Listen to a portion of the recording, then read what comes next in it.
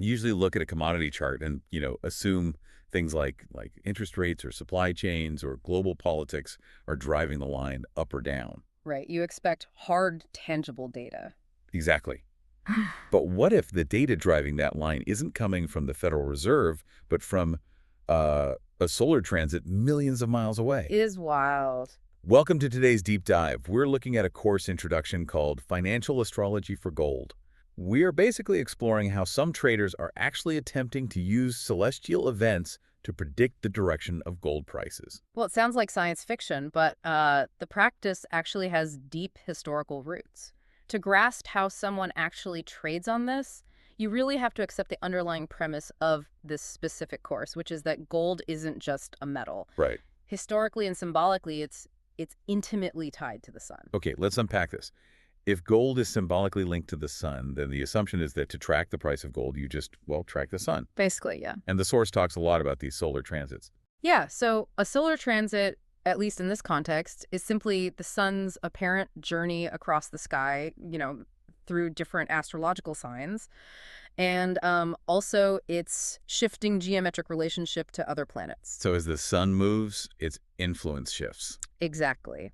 The theory posits that because gold is supposedly the earthly representation of the sun, the market behavior of gold shifts right along with it. It's like they're treating the solar system as a macroeconomic indicator. I mean, in traditional finance, you might look at the strength of the dollar to predict gold. Sure. But here, they're literally looking at the position of the sun, which is like the ultimate cosmic weather forecast for your investment portfolio, pairing the ultimate shiny metal with our ultimate shiny star. They don't just stop at vague symbolism, though. The course introduces something called the Astrological Coefficient System. Oh, the math part. Right. This is where they attempt to turn abstract astrology into hard, quantitative data. Okay, wait, I have to push back here. How do you possibly get a hard number out of a planet floating in space? I mean, day traders need binary data, right? Up, down, buy, sell. Yeah, they need actionable numbers. Exactly. How does the course claim to bridge that gap between esoteric positions and rigid data? So they look at what they call planetary aspects. An aspect is, it's just the specific angle formed between two planets as seen from Earth. Like a literal geometric angle? Yeah, say a 90-degree angle or a 120-degree angle. Yeah. And the course assigns a specific mathematical weight to these angles. Oh, wow. Yeah, certain angles historically represent harmony or expansion, so they are assigned a positive or bullish numerical value. And other angles represent tension or restriction, so they get a negative bearish value. So instead of an algorithmic risk-weighting model based on, I don't know, corporate earnings or inflation reports, Yeah. it's a risk-weighting model based on planetary geometry. You got it.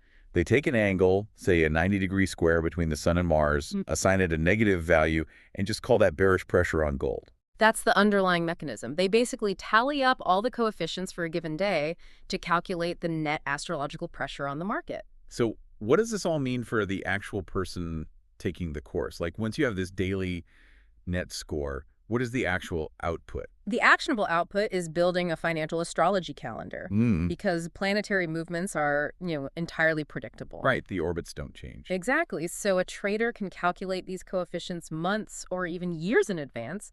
They are projecting those bullish and bearish scores into the future to pinpoint high probability days for the market to move.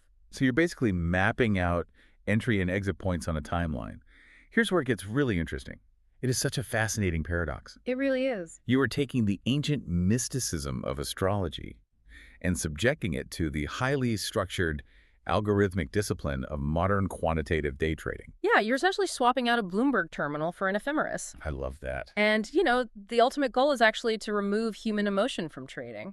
Which is so counterintuitive. Ironically, by relying on astrology, the system demands strict adherence to the math. You trade when the celestial calendar tells you to trade, which theoretically mitigates human panic or greed.